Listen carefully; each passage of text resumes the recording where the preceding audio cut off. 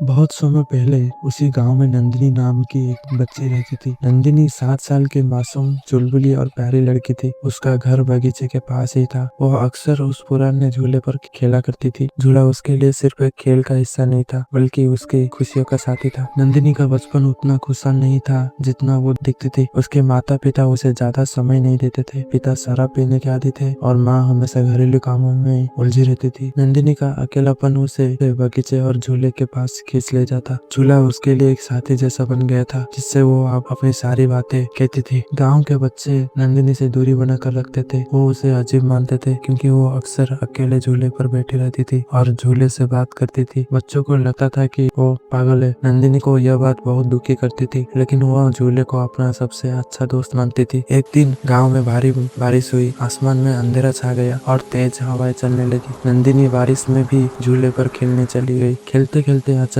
झूले की रस्सी टूट गई। नंदिनी का सिर झूलते समय पास के पत्थर से टकरा गया और वही उसकी मौत हो गई।